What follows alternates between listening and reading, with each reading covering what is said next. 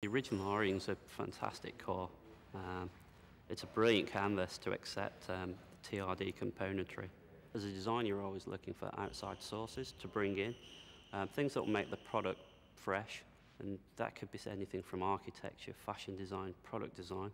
In this instance, we used the Formula One car.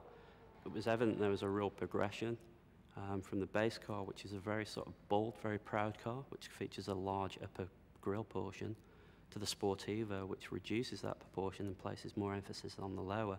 We've gone another step again, and we've really sort of put a lot of emphasis on the lower, as you would with a Formula One car, and that's where the splitter and all those elements really become quite dominant. All the drama of the car was really through the lower portion, and we were trying to minimise things like the spoilers, all those elements, and there were some real sort of functional benefits for the consumer to do that as well.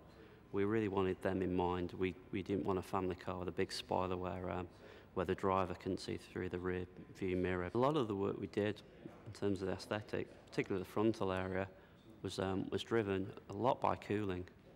Because the car's supercharged, the frontal area was particularly big. The surface area of that is 20% larger than the base car.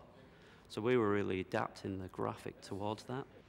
Leather seats are great, versatile. There's a lot of practical benefits, but they don't offer particularly the grip, the support that we were looking for. We really looked at using pads that were made from Alcantara to really sort of sit the occupant in the car and really add to that driving experience.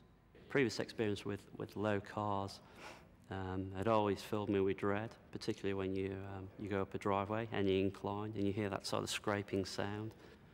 I really wanted to offer something that could protect that, and if you have a look under the car, there's actually some ribs, and they're sort of sacrificial ribs.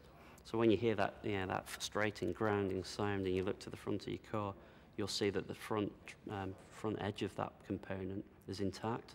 It's all very well sort of looking towards Formula One for inspiration.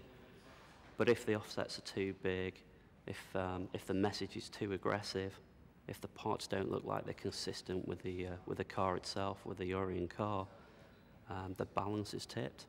So it was really finding a fine line between using F1 aesthetics, F1 DNA, and what the actual car was, what an Aurion car was.